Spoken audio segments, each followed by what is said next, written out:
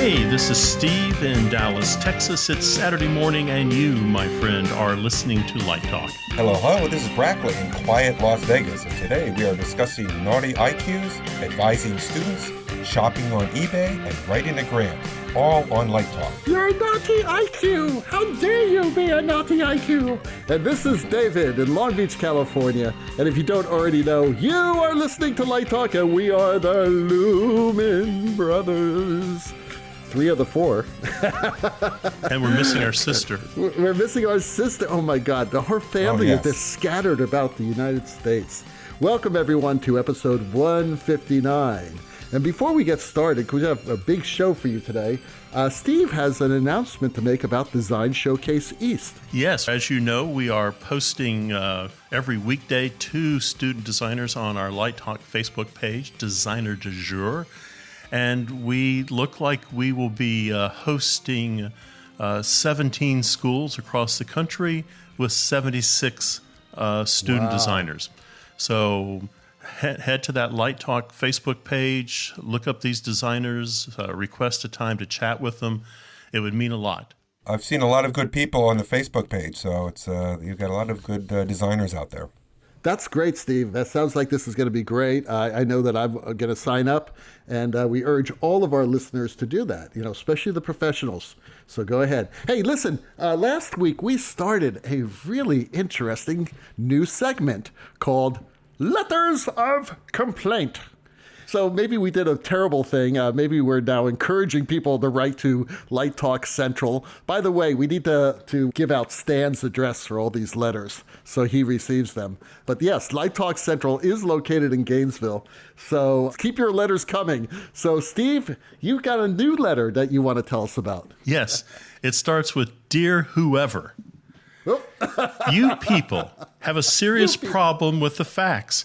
By the time I got through episode 158, I was worn down by your groovier-than-thou, ultra-hip, sniveling, to heck with everybody attitude. So what if someone wants to put a baggie on their follow spot or shop on eBay? Last time I checked, it was a free country.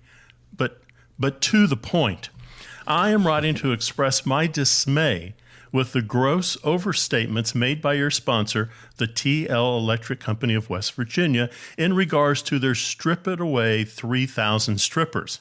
However, what is more shocking was the assertion that the Thunder Down Under bass cabinets were, and I quote, the best bottoms in the business.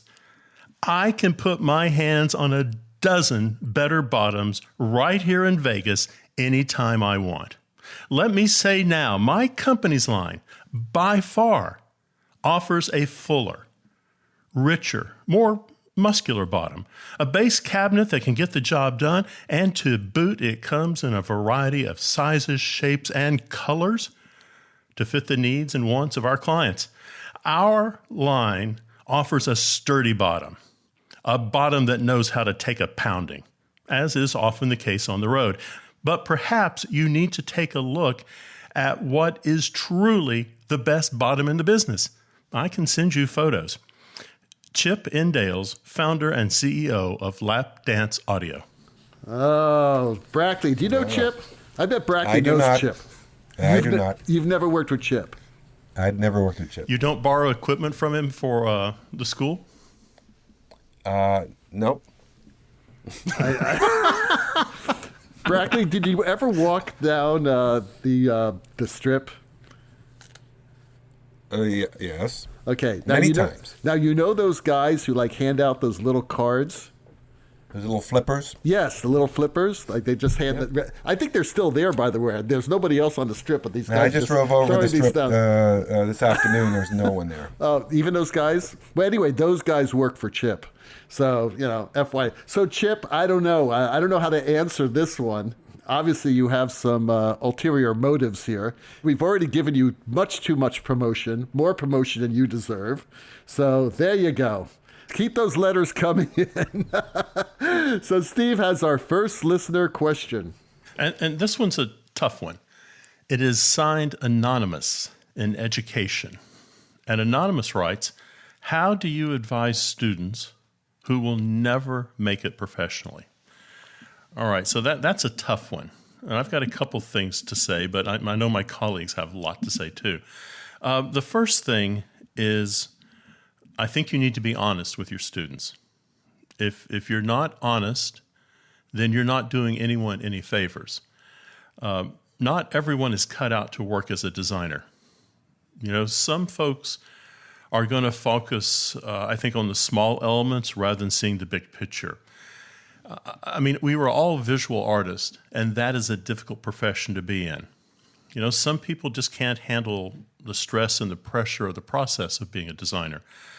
And, you know, some people are just never going to master those skills needed to work at the higher levels of the industry. So I guess what it comes down to is helping. And I think in many cases, the student already knows the answer is they're not quite going to make it. Helping them get through that transition. The problem that we face, I think, is that the theater and the theater building is a very welcoming place.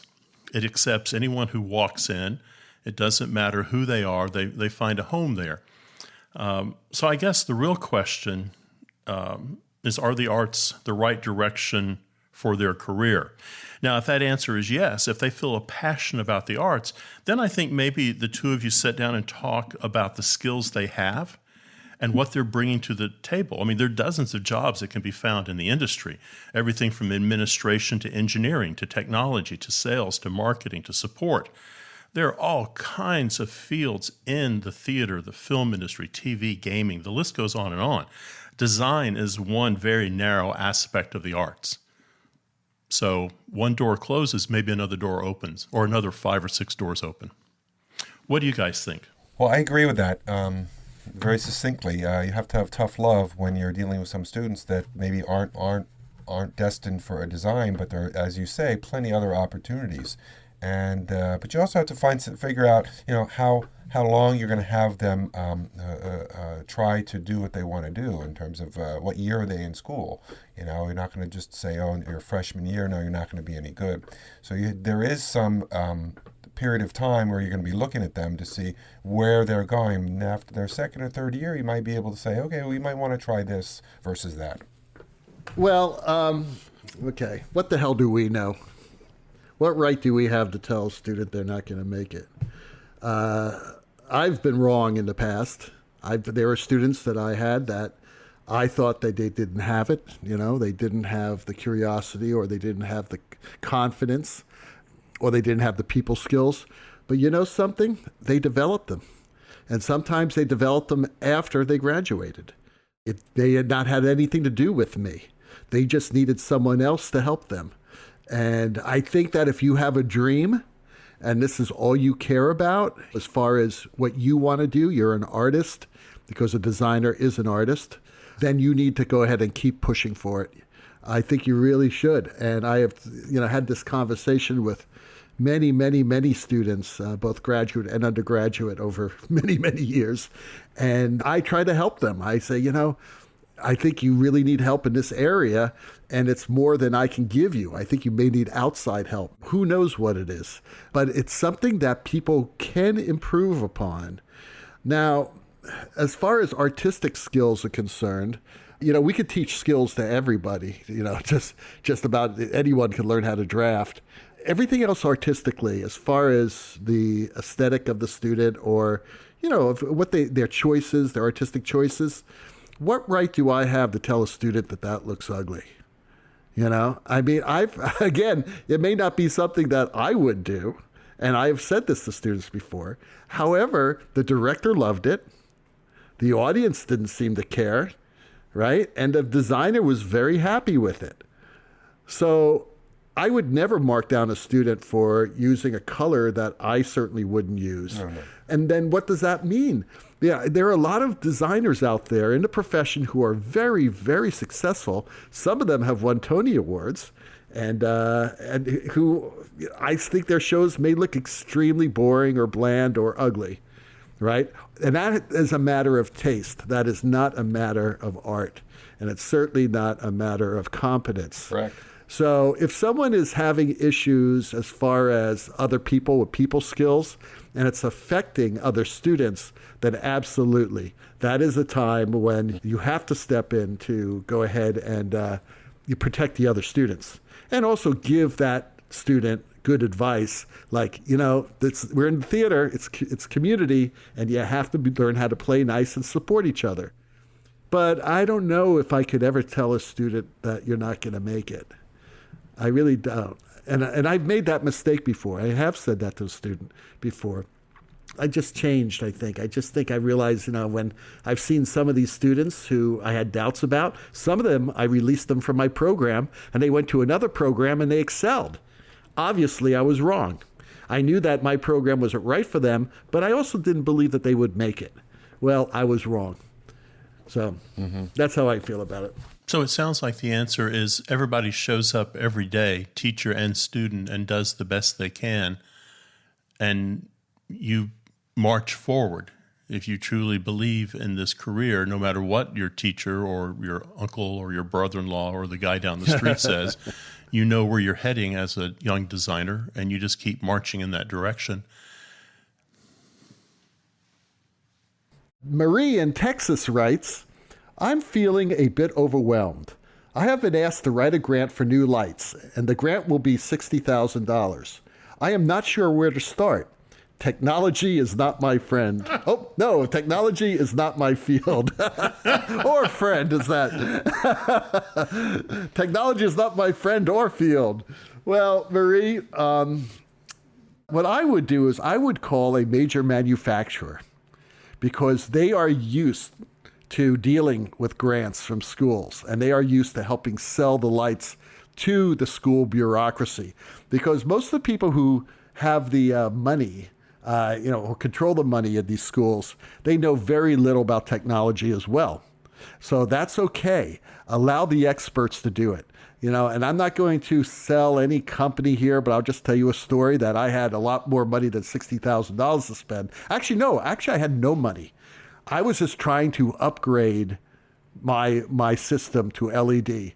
So I called ETC, and ETC set up a demo. They researched all the grants that were in the state of California, and we invited the provost and a lot of other of the bureaucrats over.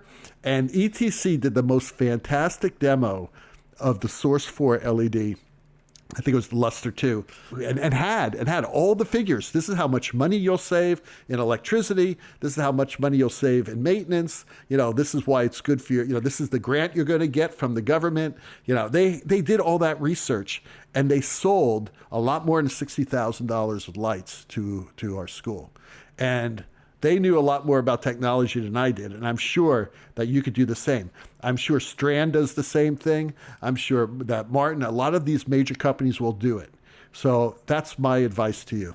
And sometimes these companies will also have their own grants you can get. In the mid-2000s, I got a Martin grant, an educational grant for exactly $60,000. That was back then. And we did also refurbish our theaters with LED lights, thanks to talking to them, as David says, and tell them how much money you're going to save, yada, yada, yada. And sure enough, we got some money for that. So just reach out to the manufacturers, because I think more of them are more than willing to help. Doug in Massachusetts writes, a listener recently asked about having bought used 360s. You guys told him that he shouldn't have bought them. Given reasonable condition, what would you buy used? What would be a good deal? For example, I recently saw used conventional Source 4 bodies on sale for $95. Would you buy those? Well, it's an interesting question. Thank you for it. In terms of what I would buy used, I would not buy anything that had moving parts. Like, I'd be very reticent about buying a moving light used, right, because of the wear and tear on them. You don't know how long they've been used, kind of like buying a used car. But in terms of Source 4s and items like that, usedlighting.com I use frequently, and I just went online and they have a used Source 4, not just the body, with a lens for $199, which I think is a pretty good deal. But anyway, that's what I would say. When I was a little Steve, I'm going to drag Steve Terry into this. I called up Production Arts and I got Steve Terry on the phone. I didn't know who he was. He didn't know who I was. This was a long time ago. And I said, I noticed you have some dimmers for sale. And he listened and he went, well, I wouldn't buy them. And I said, well, why not? And he says, if you're going to buy used equipment, Brackley has a point. He said, if I'm selling you a dimmer or anybody else has, that thing is worn out. And I have used it to heck and back. He said, been on the road for 8 used years. it at Woodstock. Yeah, he said, if cable, lights, steel, stuff like that, I'm happy to sell you used equipment. But he said, I think you might want to go ahead and pony up and spend some real money on your dimmer system. And Lord knows I would never buy a moving light. No. That's been on the road for 15 years and now for sale. I think buyer beware. I think if you're going to buy something used, you need to know how to repair it yourself, and then not complain if it goes bump in the night. I just bought, for a little theater I'm working with in Dallas a few years ago, we bought, I think, 25 Source 4 Juniors, and all of those had come off the King Tut exhibit. So they've been sitting in there just cruising around 325 watt lamp in them maybe. Yeah. But those things worked fine. I could have gotten them and the reflectors were all shot, but they weren't. And I was planning on that. I had budgeted to go ahead and replace every reflector because you have no idea, are they on 24 hours a day or what? But it turned out to be a fantastic deal. So I think a little common sense. Yeah. If they're sitting in a museum 365 days a year, that's the best type of equipment you get.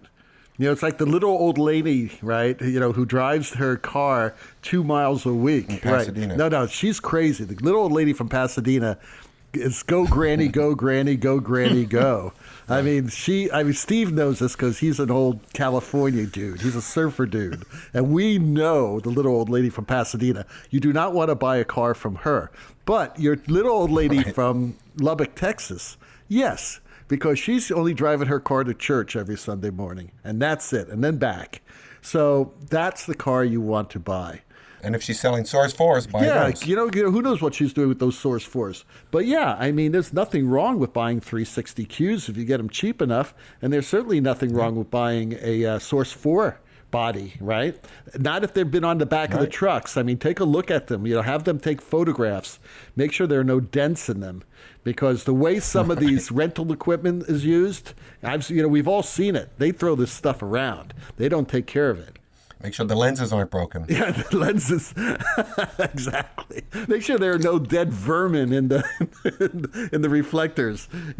I saw that once. Someone turned on a light, and I saw this big black spot there. I said, "What the hell's going on with this thing?" Right? I think it was a Source 4, believe it or not. And we opened it up. The guy was up on top of the ladder. He opened it up, and there was a mouse inside the light. How that mouse got dead. Oh yeah, dead.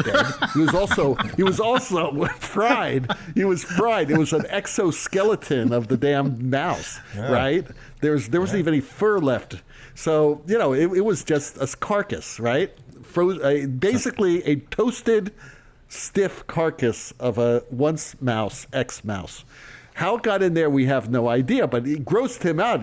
We heard this yelp at the top of the ladder, and then all of a sudden this thing falls down, and it hits the deck, and we're all looking at it saying, "What the hell is that?" And we figured it out. There was a mouse inside the light.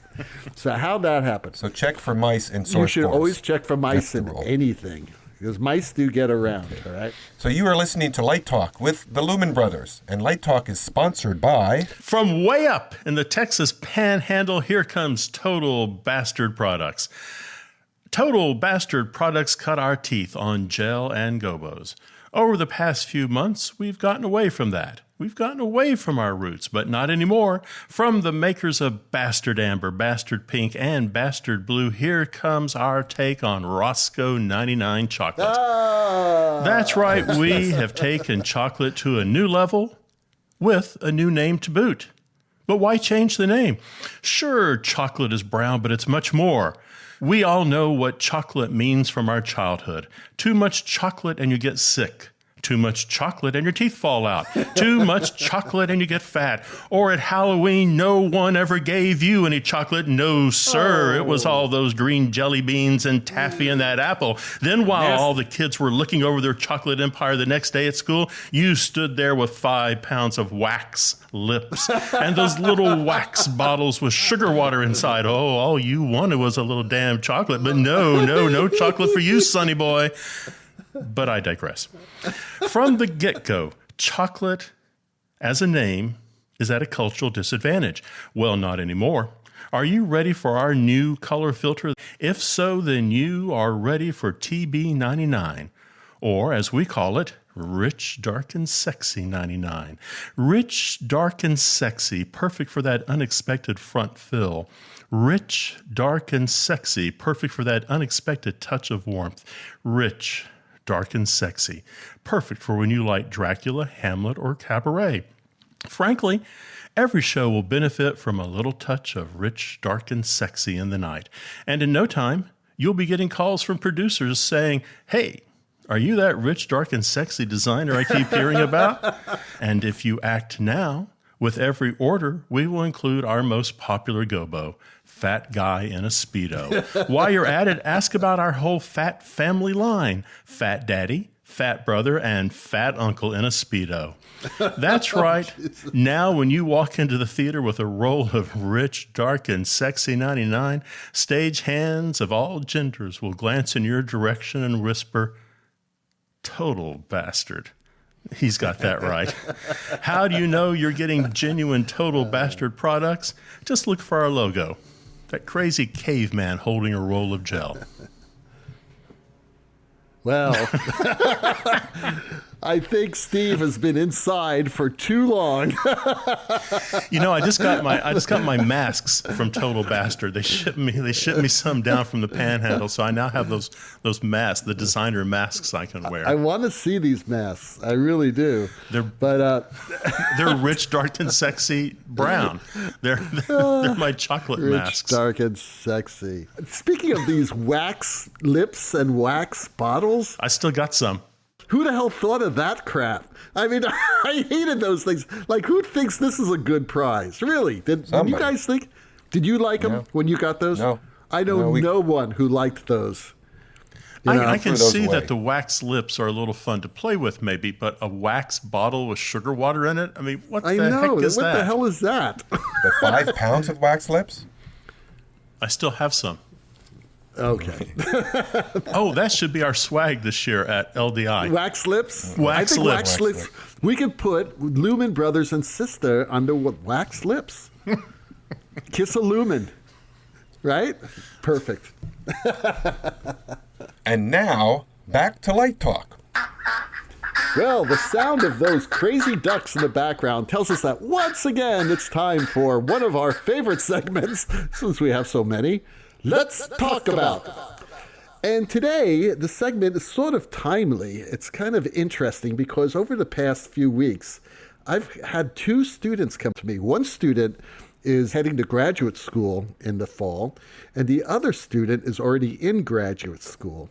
And each one of them asked me, basically, with all the unknowns due to the pandemic, should I take a year off from graduate or undergrad school?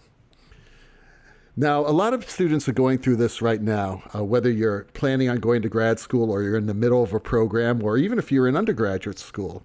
And because there are a lot of unknowns here, and for the students who are in school right now, in the middle of the semester, most of you have transitioned directly into an online experience, and all the practical productions that you've been a part of have been canceled. And we don't know what's going to happen in the future if we're going to actually be going back and doing productions in the near future, even in the fall. I know in California, our governor yesterday basically said that there will be no large gatherings, meaning stadiums or large theaters or whatever, until next year. And I have a feeling, just logically speaking, that would not be such a great idea to have all these people sitting in a theater for 2 hours watching a show, that if you don't have those experiences, is it worth going to school? So what do you guys think? How would you answer that question to a student? Well, I think we're going to find, as they say, the new normal this fall. So I think that means our classrooms will have more space. There will be possibly limited enrollment in a class so you can maintain that space. I think we're going to see possibly universities requiring that faculty and students alike wear masks and gloves. I think there'll be a lot more cleaning. I think it's going to be an interesting kind of transition because really what we're waiting for is a vaccine. And until that vaccine comes along, it's going to be very difficult.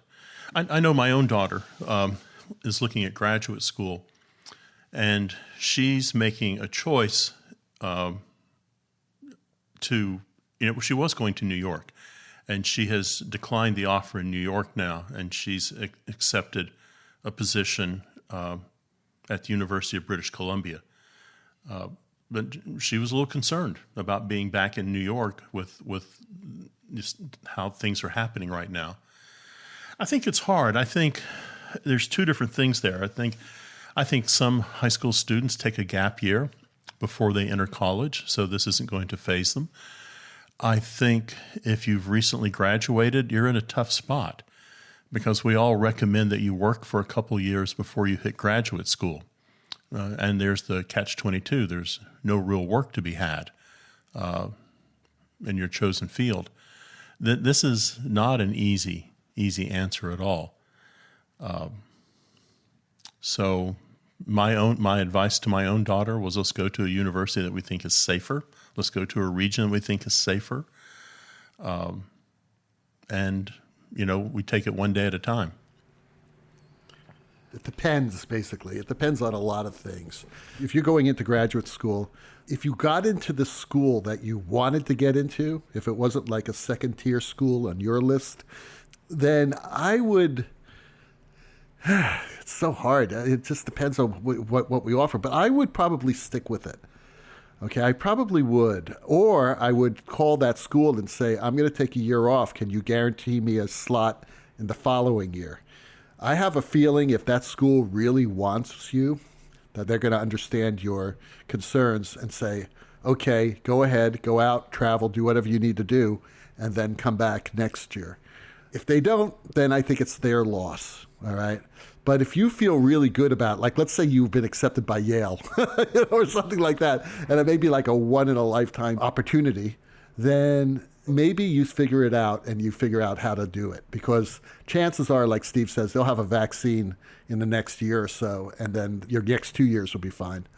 But, it's so interesting because when you're talking about schools like that, that's a lot of money. And the students at the University of Miami have started a class action suit because they feel they're not getting the quality of education that was promised to them in all the brochures, and their families are paying like $60,000 a year to go to that school. I think they have a point, to tell you the truth. Yeah, and there was another school where the students were doing the same thing.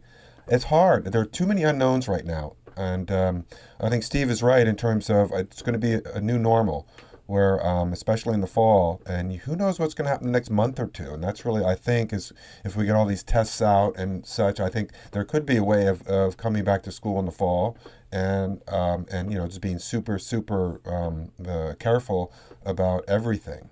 But it is going to be new, and there are too many unknowns right now. But I think if you're in school, stay there, because if you have an assistantship or whatever, at least that is there for a couple years.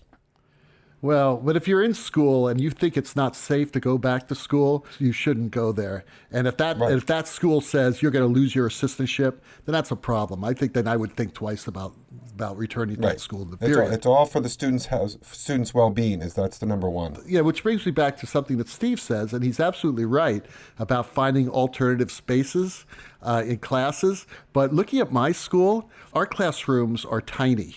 And they've got poor ventilation, and we fit like 20 students in a room that's like 10 feet by 14 feet.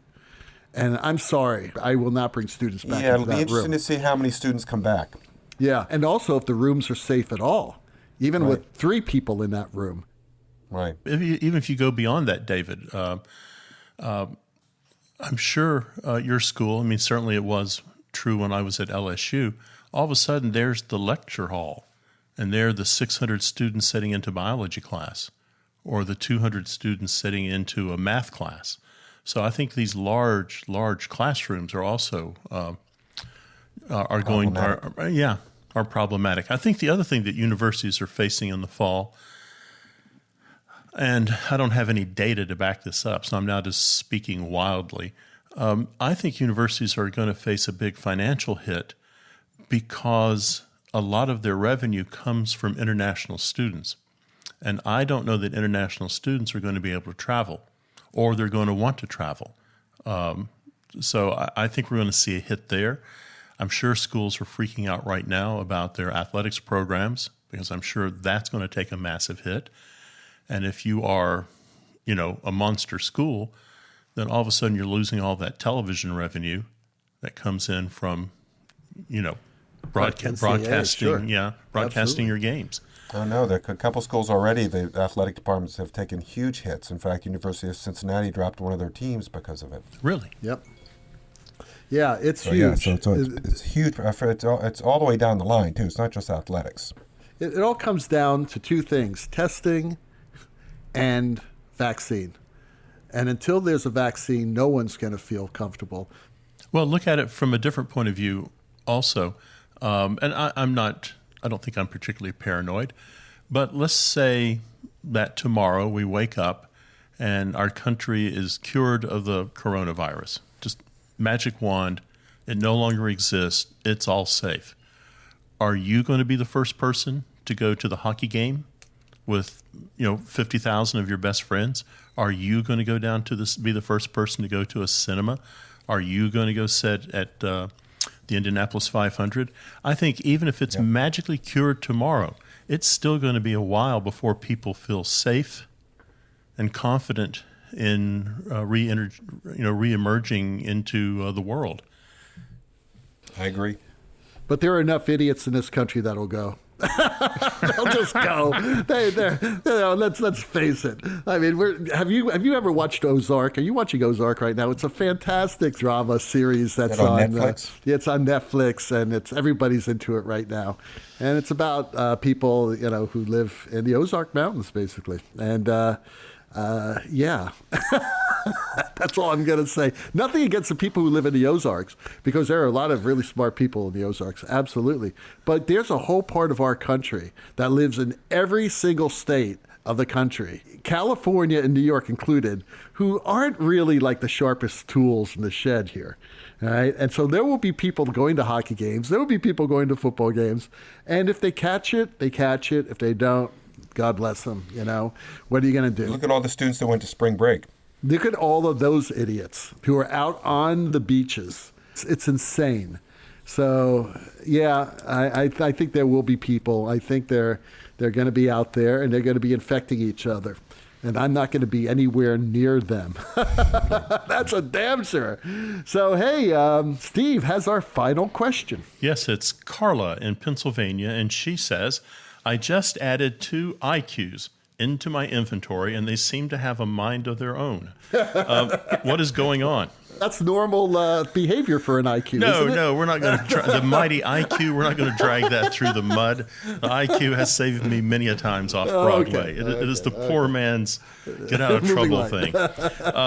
Okay, so a couple fast things there, Carla. Are you using a DMX Terminator? There you go. That's the first thing. So maybe you need a Terminator on the last IQ in that string of signal there. I was going to say check your DMX cable. If you made your own for some bizarro reason, then pin 1 is 0 DC volts and pin 4 is plus 24. So you want to make sure that's right. Pin 2 is DMX minus, pin 3 is DMX plus. The other thing that I occasionally have seen, not too often, but occasionally I see a weird power supply. And you have to remember that an IQ runs on 24 volts DC, but it's positive. So 24 volt DC power supply is needed. So you got to pay attention to that, because you just grab any old scroller power supply and throw on there. Keep in mind that some of those power supplies have a reverse polarity. So that might be your problem. That's kind of the big things I would look for is a terminator, the cable, and the power supply. Other than that, I would call up the good men and women of Roscoe and say, help, help, this doesn't work. To me, it's all normal. I've never had so many problems with a lighting accessory or fixture than with IQs. Again, this is just a personal thing. I know people love them, and I'm sorry, Roscoe, but, I've just never seen so many issues in my life. All the time in our shop, it's like the IQs aren't working. Please come in, find out why the IQs aren't working. And a lot of times, Steve is right. It's the damn lack of a terminator. And I don't know about you guys, but I have never seen so many people forget to put terminators on their DMX strings in my life. They're from the Ozarks. They're from the Ozarks. Up on Clinch Mountain, we knew what a Terminator was, and we weren't afraid to put it on the tractor. That Terminator was a shotgun. That terminated anything, right? So, but seriously, I don't understand this. I know a lot of lights now are self-terminating, which is kind of cool. But, it's like we're having problems. We're sitting there in tech rehearsals and the lights are going crazy and the programmer's saying, I don't know what's going on. I said, well, could you call somebody, please, instead of us wasting our time? And 1-800-ROSCOE. And no, it wasn't Roscoe. I'm talking about regular moving lights. Right? Okay. And it's like, oh, I don't know. Hey, Tommy, is there a Terminator at the end of that string? I think this begs the question then to Brackley. I think we throw it right back at him. Yeah, throw it at him. Okay, so Doug's question, what would you buy on eBay? Would you buy used IQ on eBay? I don't think so. I don't know if I'd buy a new one. Roscoe, I'm with you there, Roscoe. I'm hanging tough with you, buddies. Oh, no, the IQ has saved me many a time. Good for you. Good for product, you. but it's also you have to be careful about those. Yeah, you shouldn't use them. No, they're great. They're great.